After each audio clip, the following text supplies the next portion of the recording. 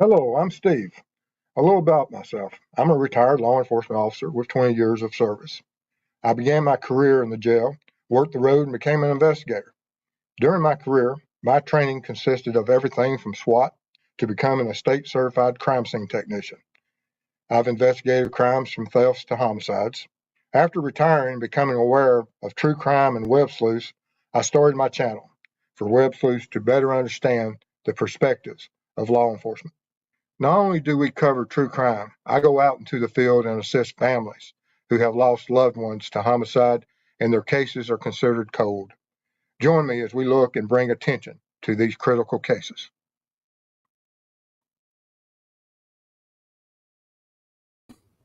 Hello, everyone. Glad you're here and glad to see you. Been gone for a while, and welcome everybody here. If you're new to the channel, thank you for being here. And as always, be respectful of the mods, families, and each other. Mrs. Steve here will be keeping up with chat and getting everybody's questions in order after the presentation. I'll be getting to all your questions and look forward to it. But like I said, we just got back off of a meeting with 3 cold case families in the Midwest. Ruckus and I picked Ruckus up at the airport in Indianapolis and traveled up to Iowa, referenced the Collins Family Memorial for Lyric and Elizabeth. Then we came back down into Indiana, and it was a great trip. I met with a couple of cold case families there. But we'll be getting into those cold cases later. But tonight we're going to be talking about Kohberger. And prior to our trip, Mrs. Steve and I, on a date night, took her out for ice cream and then made preps for the next day of doing some synthetic blood tests. And if you have a chance, most certainly you can watch that video. And also she has a blog on it. And tonight we'll look at that video again, but we'll be looking at some of the principles of course, luminol and certain uses and the presumptive tests with synthetic blood. It works the exact same as real blood would at a crime scene. And the reason I wanted to do this is that there's a huge issue that the defense has brought up about that there was no DNA from the crime scene found on the properties or in the possession of anything that Kohberger owns, including his car. And so we have to look at that if Kohberger is the offender as claimed, that we should have that. That doesn't mean that it isn't there. They may have not just found it at this time, or the defense is doing what defense does and playing their cards close to the chest. We just don't know all the information yet. And there's plenty of lab reports coming, I'm sure. But with that being said, we'll get into it here with the presentation. Okay. You got it. One thing, quickie. Mm-hmm. Is it hooked up? Oh yeah. Yes, it is. Blue light for single mom of 4 months membership. Thank you for your support. Without the support and everyone, we wouldn't be able to do what we do with these cold cases. So absolutely, thank you. If you have any information about this case of the homicides of Madison, Kaylee, Ethan, or Zana, absolutely make sure law enforcement has it as we move forward for justice for them, and make contact, make sure law enforcement and prosecutor has all the information that will be needed as we move forward.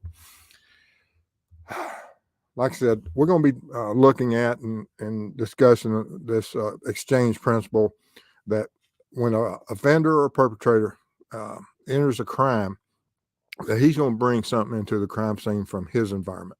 And when he leaves, he's going to take something from that crime scene with him. And that's what all of this is about.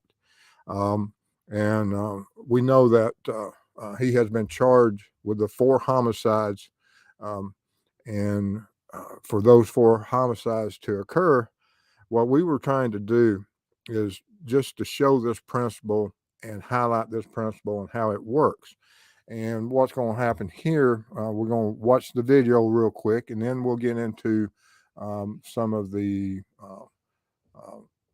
photographs of our clothing that we wore during the reenactment of this principle. And so I will take my camera down, and we'll remove this, and then bring up the video. As you can see, this is Mrs. Steve out there waiting for my arrival. We have some synthetic blood in that tray. I have a rain gear over a inner suit so that as I disrobe with the rain suit, I can see if there's any transfer to the second layer of clothing that covers a third layer. But anyway, we wanted to do this. It's just light contact. It's just for a brief encounter, as you would see in any type of close quarter battle, especially when there's edge weapons involved, that once injury occurs and blood is exposed, then of course we have all different types of transfers, cast off, and all that. And so that's what we were trying to represent in this. Then we did it again a second time and put on another in white, so that now this time I did not transfer any to Mrs. Steve. It was just her going on to the white, so that y'all would be able to see this synthetic blood clearly and easily on a white clothing or white articles, these Tyvek suits. All right, so we'll remove that. Okay, and then I'll bring my camera back up, and we'll get back into this. Okay. And there we go. But anyway, I want to thank Mrs. Steve for being a good sport. She often sometimes just rolls her eyes almost daily whenever I ask her about something that we're talking about. Last night before going out to eat, we were discussing some. This is priceless. Before we're going out to eat, go ahead. I walked into her office, and I said, I have some crime scene photos. Or do you want to see them before you go out to eat, or do you want to see them when we come back from eating? And her, of course, says, why not just see them before we go to eat?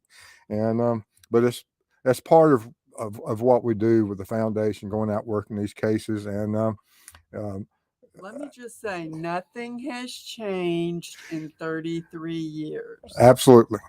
Because even in law enforcement, often, you ask those who know and that can assist in the investigation. And Mrs. Steve has always been there and will always be there for me. And so it works out well, guys. We just have some strange conversations during our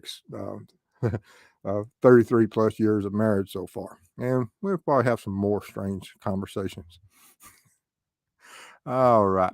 But anyway, here is Mrs. Steve the morning after our date night, dressed up in her Tyvek and ready to share with our testing. This is outfit, and that way it will highlight any transfer from me onto her as if I was being an offender. Of course, I didn't use any type of weapon or anything. I just simulated hand transfers for the fact that we didn't want to include those for this. And then she also did the exact same thing. Everything was open hand, grabbing, pulling, pushing, light taps, but all the physical contact in certain areas that you would have during a struggle: your chest, your arms, throat, head, because those are the areas that normally are attacked and by both the offender and by someone that is defending themselves. And so that's what we were trying to simulate. And with the white Tyvek, you can easily see those exchanges of when we touch certain body parts. And this, of course, is her suit from when I touched her. And if simulating any type of higher torso injuries, and even from injuries that could be low torso, but once blood stains and blood is on weapons, on hands, any part you touch thereafter will have that exchange, and it works both ways. That if you have injuries and you ever touch your own injuries and you go back to the offender, you're going to be transferring your DNA, your blood onto that offender, his clothing, his skin, anything and everywhere, shoes, whatever. But like I said, with this white Tyvek, you can easily see those exchanges. And this is Mrs. Steve's Tyvek suit, and this was exchanges that I made to her during that first initial contact of, I don't know, 20 or 30 seconds. And if you watch the video, you can see the continuous contact that would occur.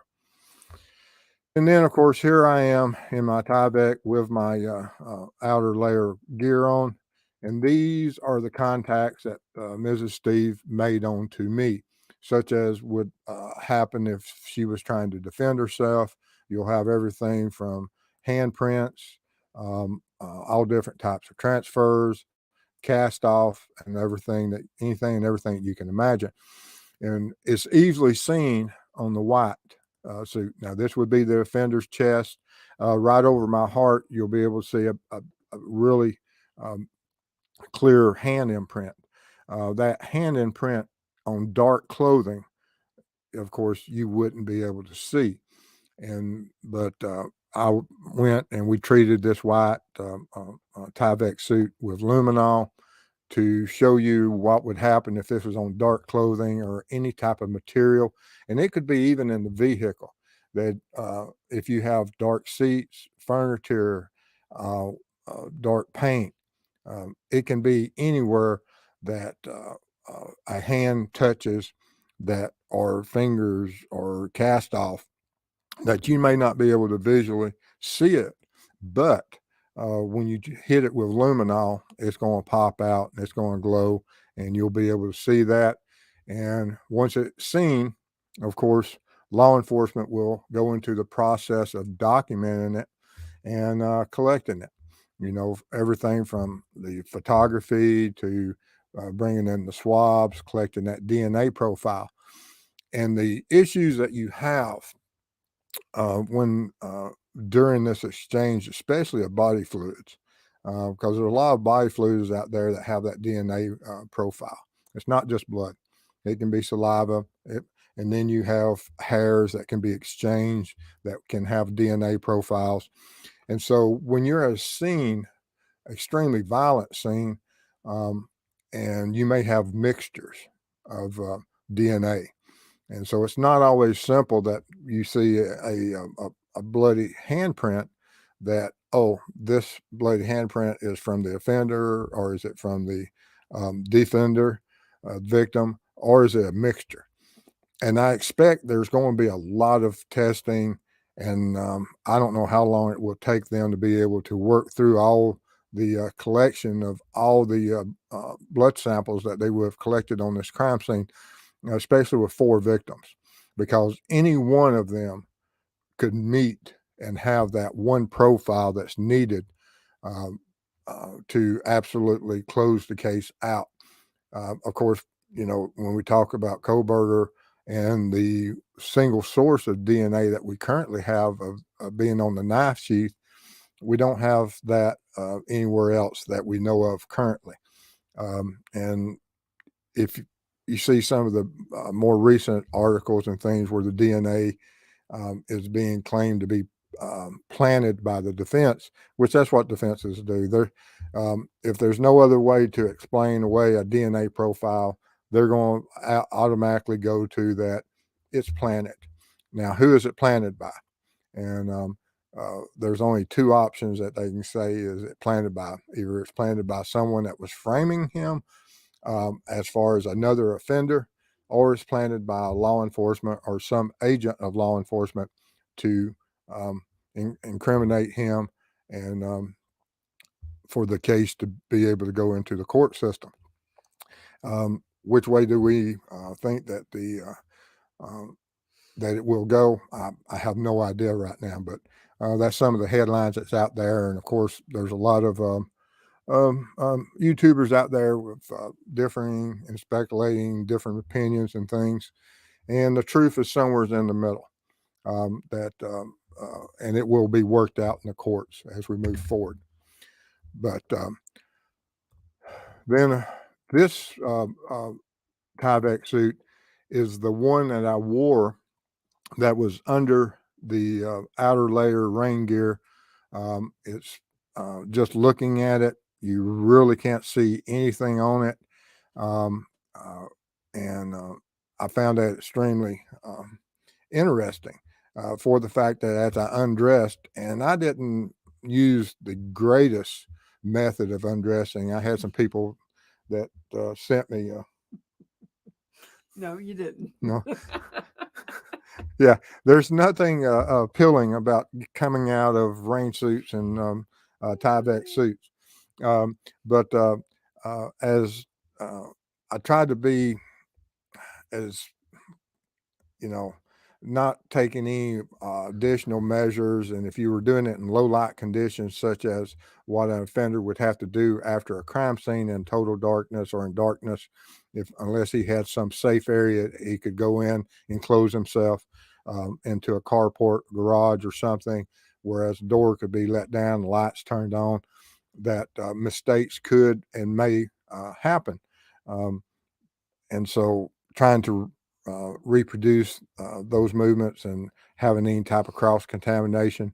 Of course, there are medical personnel out there that are highly trained, and they know how to come out of this personal gear and in certain ways so as they do not contaminate themselves or other articles. Of course, I don't have that training, and so I will make mistakes. But I was relatively pleased when looking at it, giving it a visual inspection from end to end. And I thought, man, I did a pretty good job of not cross-contaminating with any type of the synthetic blood source that we were using, and was quite pleased. I'm sorry. And that was until I got to the luminol phase. And then you'll see this in just a second. Now, that handprint that I showed you earlier that was on my chest from Mrs. Steve, on the left-hand side, this is what it looks like after it's dried for several days. It was a little bit, when it was fresh, cleared, wasn't as wrinkled, and representing when we first did it. And I took that first photograph of it. That's what it looked like. But now, wrinkled and otherwise, this is what it turns into. And you can see when you hit it with luminol, it absolutely just pops out. This is in a dark room, and I had to, whenever you hit luminol onto synthetic blood or actual blood, this is the effect that you'll see. Luminol also will work with certain chemicals, cleaning agents, and everything. A little bit different glow generally, but it's pretty close, and it's hard to determine and tell between the two. But you can absolutely see it. And of course, I didn't luminol every part of the suits for everything because it's just a 1 hour presentation and show, hour and a half. And so just trying to limit and give y'all a brief understanding of what it looks like. Now, the whole suit is covered in a lot of different areas, and this is the Tyvek suit that I was wearing that Mrs. Steve was transferring her handprints and whatever type of simulated injuries and contact that she would have had with the offender. And that handprint was fun. Oh, okay. Yeah. Got me in the chest there. I also had one upside the head. I didn't do that. Now, this one is the Tyvek suit that's under the raincoat. And I thought that I'd done a pretty good job. And as you can see on the photo of it in natural, normal lighting conditions, that there's no stain or anything you can see there. But when I put it into the dark room and sat there and I hit it with the luminol, there was a certain area, or several areas that popped out, but this was one of them that was instantly reactive. And whereas you can't see what it is other than it would have been some type of cast off droplets is what this is. And that or secondary contact, that as I exchanged, took off clothing, had the hands, whatever, at some point, evidently, I had just flicked or clapped my hands together or something that created this type of pattern, and never realized I'd done that. And so that was quite revealing and interesting to me, that we would have this transfer from whatever occurred there. And I found that extremely fascinating because I do not remember when and how this occurred.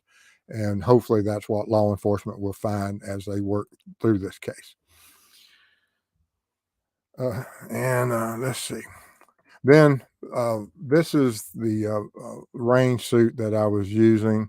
And as you can see, it's hard to see. Now, this is, we did this probably almost a week and a half ago. It's before I went on my trip.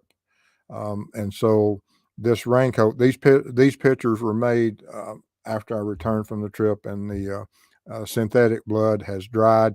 You can see a little bit of discoloration there, but you really can't tell that what it is and what it means. And so this was on July the 8th. Oh, July the 8th. Okay. So 12 days ago. And so the rain suit has been setting and drying, and this is what it looks like currently. So whenever I photographed it today, hit it with a flash, and found it interesting that the flash changed it from a this bluish color to, I don't know, almost black. Yeah, for whatever reason. But then whenever I went into the and hit it with luminol, this was what was on the rain suit. So you can see that from this, there's no difference. These pictures were made within an hour of each other, and you can't see that all the transfer that's on the right hand side. I had asked Mrs. Steve during the encounter of whatever you made contact with during the first encounter with white Tyvek, make sure you do that with the second encounter with the rain suit. And you can see some of her fingers and her handprint there, kind of on the right hand side with the luminol.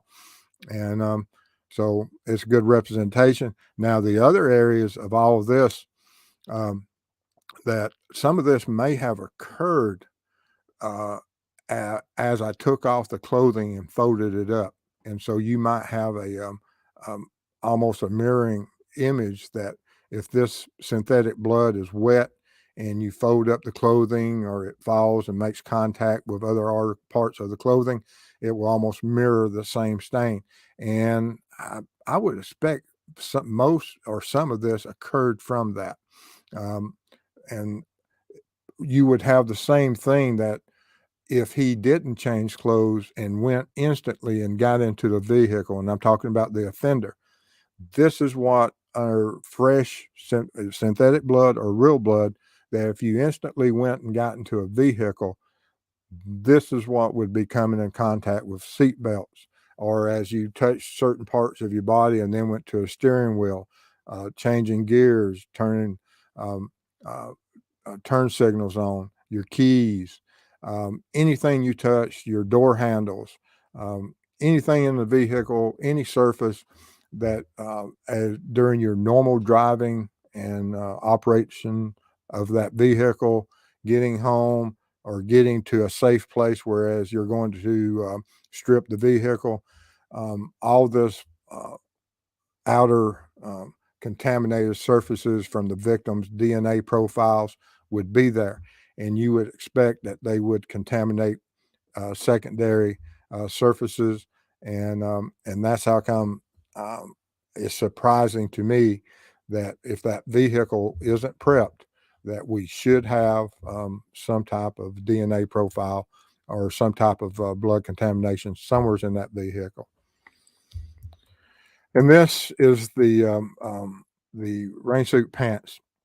And I originally processed up around the waist, and of course there was no blood transfer I found there. But just below where the bottom tails of the rain jacket ended, below there on the left leg, you'll see here in a minute of what I was able to look at and find, because the jacket, of course, is extended. It's well below the waist, and it protects up around the waistline. But on down further on the left leg, I found this blood transfers over here, synthetic blood. And when I hit with the luminol, of course, it lit up. And there's other areas, but I just wanted to highlight that one area so that y'all could see that even the rain jacket itself protected the pants part, waist area by itself, and so it's even another additional layer. But after you got down below the protection of the rain jacket, those areas of the pants were contaminated. All right. And let's see, I think that's it, guys. So now if we have any questions, we'll address those. Alrighty.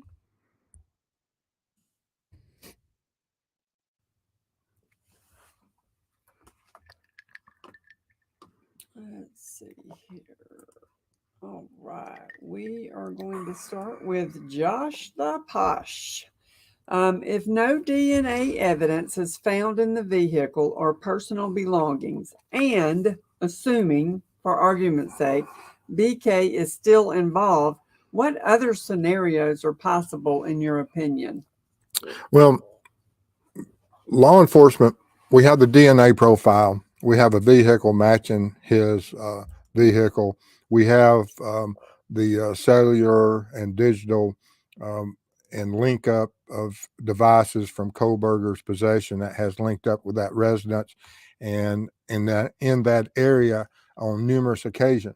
So there's still a lot of evidence, even regardless of what's in the vehicle, because crime scene techs can absolutely explain how you can protect a vehicle inside. And I'll be doing some of those testing, and we'll be doing it in darkness to see how long it takes someone that has either researched or has that knowledge base to be able to layer up the vehicle, whereas you wouldn't have that transfer. It can be done, and it's just logical processes. Of course, I won't show all those processes, but and see how much transfers left afterwards, because then the cleanup is far easier when there's just minute transfers. And so we'll just have to look at that and see how long it takes to do one. I'm going to have a goal in mind. I don't know if I'll be able to meet it, but I think I can pretty well park a vehicle and dress that vehicle and protect the interior of that vehicle from any type of transfer in probably less than 15 minutes easily, and probably within 10.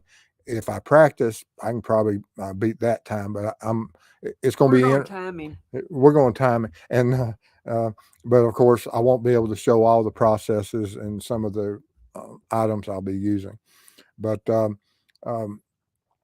I do think that from what the probable cause shows and the interest and the evidence that we currently have, that of course he's not guilty until proven guilty, but I still believe that he's involved, and but he just took the necessary measures to ensure that there was no DNA transfers. Okay, and from Michelle, are those suits washable? I don't know. They're kind of almost like a paper product. The Tyveks are not washable. Yeah, and they're I don't know what the exact material is. I guess you could wash them if you wanted to. I've gone through dozens of them. Tyvek washable. I I don't know if painters reuse them over and over or not, or if you just wear them until they get stained to a level that you don't want, because they're pretty durable, um, and they are the outer layers. It's not something that Wash by hand or gentle machine cycle in cool water, mild detergent. Do not dry. okay. Do not machine dry, and do not bleach. Mrs. Steve's You gotta washing be really careful when you wash them. Mrs. Steve's washing machine. If they ever processed it, I don't know what they would find. You would be in trouble. You ain't washing them Tyveks in my washing machine. All right, and from Molly, wow, it showed up going through the raincoat. Is it in the same spot? No, I think that was some secondary contamination on my part. I don't know how it occurred. I don't know if it came in contact with another surface, or as I was taking my gloves off and it just spattered. I have no idea how that blood spatter occurred. And of course, I couldn't see it with my just in natural light. But when I hit with luminol, it popped up. And I found it very fascinating. I don't know how that happened. All right, let me get caught up here. Okay, 831, Deb. All right, and Single Mama 4, where did you find these suits? You can buy them at Home Depot, Lowe's. They're just painter suits. And of course, you can find them there, or you can get them from Searchy. They're all, like I said, for personal protection, and painters use them also.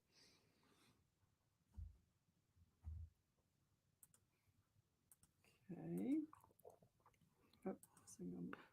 Mrs. Steve went in shopping. I took her clothes shopping, and she picked two of these out.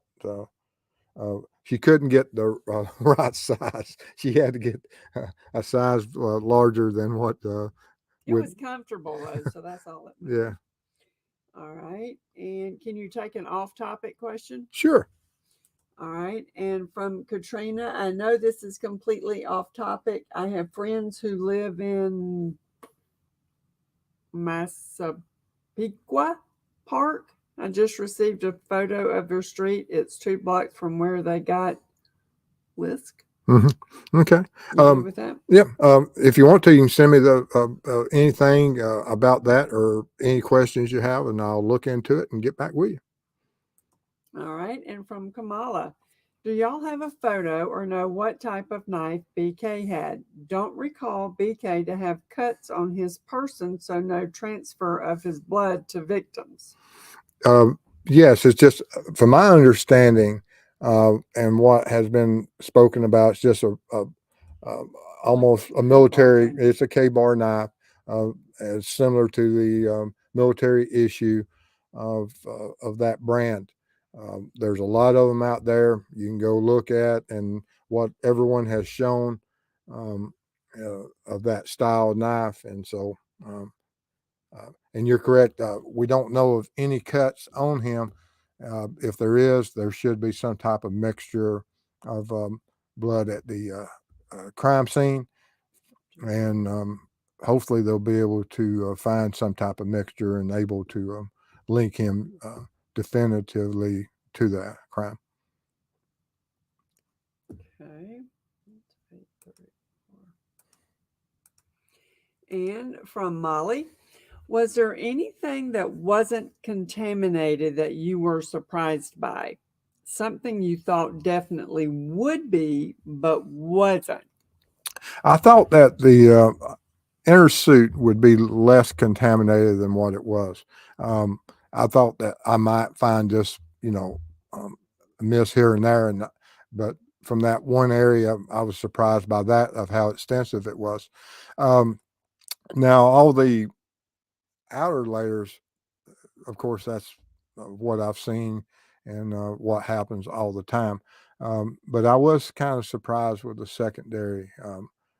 And like I said, I have no idea how that blood pattern occurred, um, but it was interesting. All right.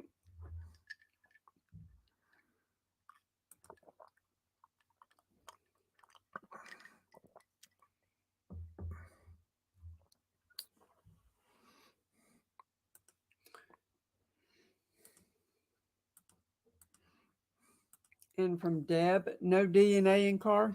That's what the defense is currently claiming. And, they said that, and that's contaminated from the crime scene. Now, I'm sure that there is Kohberger's DNA in the car, his father's DNA in the car, um, but they um, put it in such a way that there was no DNA from the crime scene transferred into the vehicle. And now, if there's no DNA of anyone's, then of course they'll bring that up that he was absolutely processing and eliminating all DNA profiles in the vehicle. And of course, the prosecution will lead that to the natural conclusion that if that is the case. Ruckus is in the house. Hello, Ruckus. Hats off to Ruckus. If y'all haven't seen, he's got some a couple of good shows coming up from about the Evansdale homicides. We went up, and of course, we worked that cold case and had some work to do. And Ruckus went along and was a valuable asset during that. And I want to thank him. And if y'all get a chance, go check out his channel and support him as much as possible. Thank you, Ruckus. All right.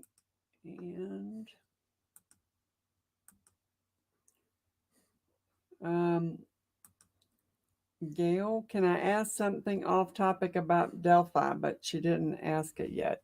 Sure, you can. Just send it in. I'll grab it. All right. And from Kamala, do you know how long LE has been using Luminol? Ooh-wee. It's been around for a long time. I remember that I wasn't exposed to it until we got into the CSI, but I know it's been out there, for decades. But back in the late 80s, early 90s is when I first started seeing it as we was receiving the CSI training. And for the presumptive test and things. And there's several presumptive tests out there, and luminol is one of them. But it also has the ability to go in there and process it for other than just a presumptive test, also. But it's been out here in the on the market and being used by law enforcement and other agencies. I don't know, like I said, probably decades. Okay. Had that one and go back to Kamala. Oh, come on, ours $10. Welcome home to help for next trip. And we have another trip. Speaking of, it depends whenever we go up for the attorneys on another case in Indiana. Won't be long. This is a very busy month. This probably been my busiest month since we've started our channel and started working cold cases, and we are so far behind, but we're making progress. Thank you, Kamala. All right. And from Deb, Mr. Steve, do you think one person could unalive 4 people and not hurt himself? It is surprising. Is it possible? Absolutely. Because normally, you would. Now, we don't know the conditions that each of the victims were, if they were intoxicated or how surprised they were during the attack and how much they were able to defend themselves. Law enforcement kind of alluded to the fact that there was at least one that did fight. And so that would be the most likely one, that if he did injured himself or possibly could have injured himself, it would have been during that encounter. Because it is often that these individuals cut themselves either by letting their hand slip on whatever type of edge weapon they're using, or as their arms get knocked or they misjudge, or the victim is able to redirect the edge of a knife to an area that the offender didn't want. All right. And from Bama, did the witness mention what KB was wearing when she got a glimpse? From my understanding, from my memory, it was some type of dark clothing, dark material. What that dark material, what that dark clothing is, I have no idea. Okay. And from Josh, could a cut guard glove be used in this crime? Ever heard of it being used in similar crimes? I guess it could be. I don't know of one where it was used, but that doesn't mean it hasn't been used. But I think there was some mentioning that he worked somewhere at one point of where those types of gloves were used. Doesn't mean anything. There's a lot of people that work in that type of industry that use those gloves that don't commit homicides. Actually, I have some of those gloves because I fish, and I also fillet fish a lot. And so I have a set of them. Do I use them very often? No, not much, but I have them.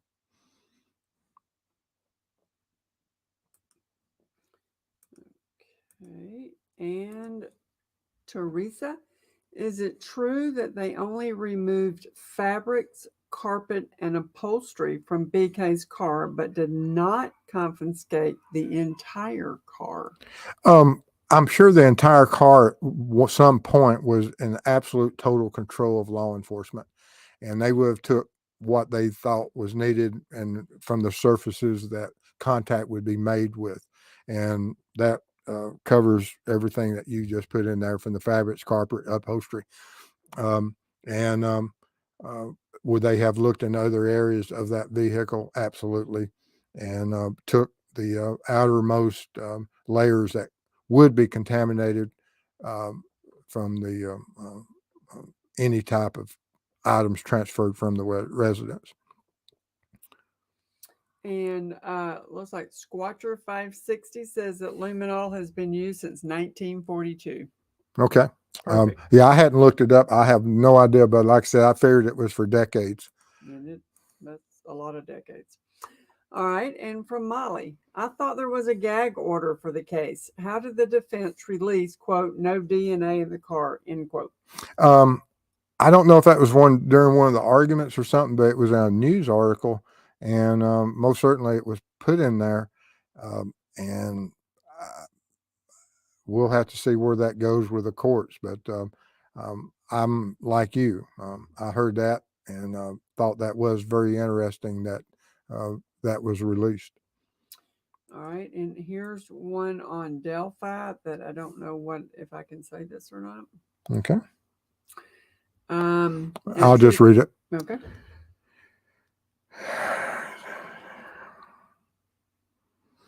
Okay, you can take it off. Okay. And certain crimes are committed for certain motives and motivational purposes. And whatever the offender is, whenever they commit these crimes, and what drives their fantasies that they may do certain things, and it could be part of the motivation, or it could be for shock value.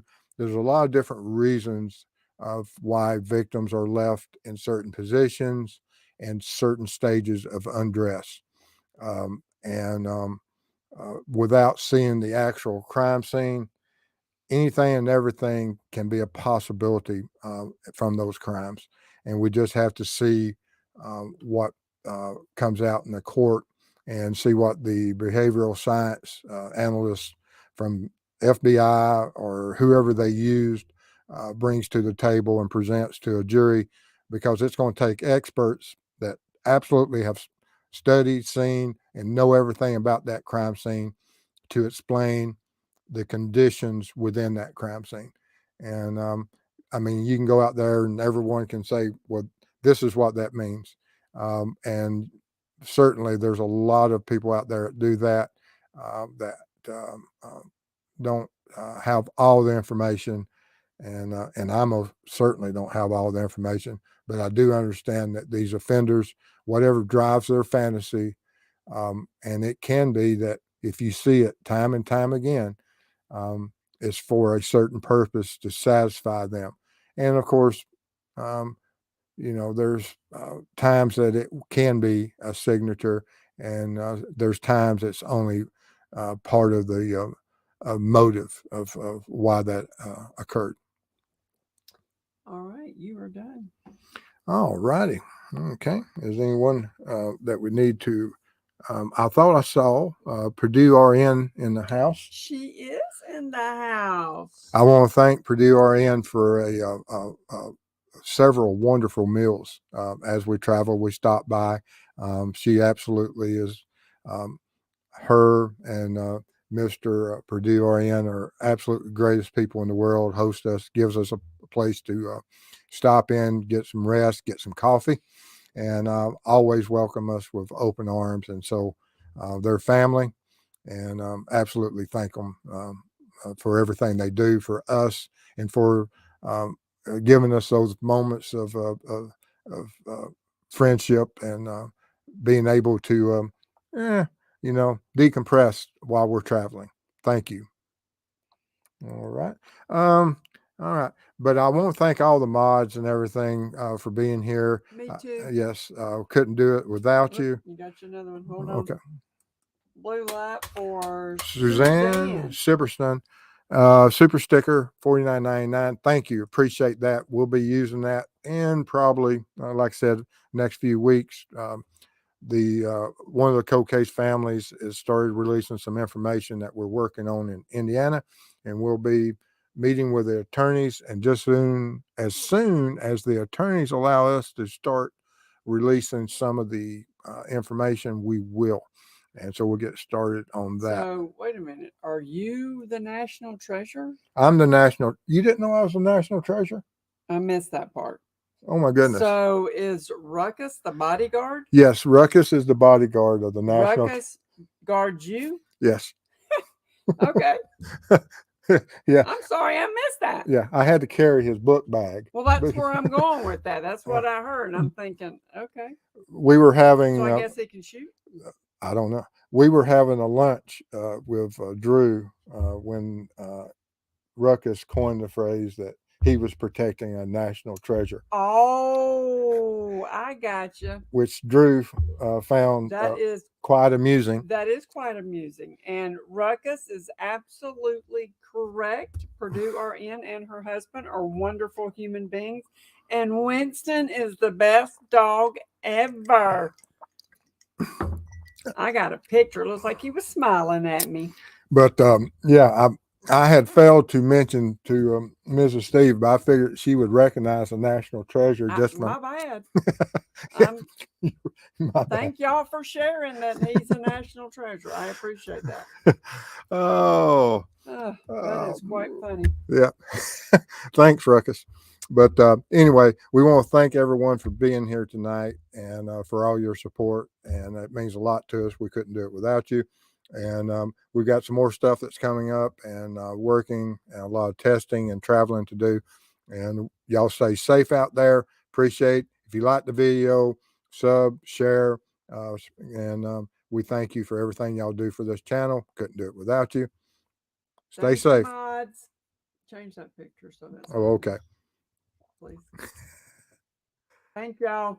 Thank you. We'll see y'all.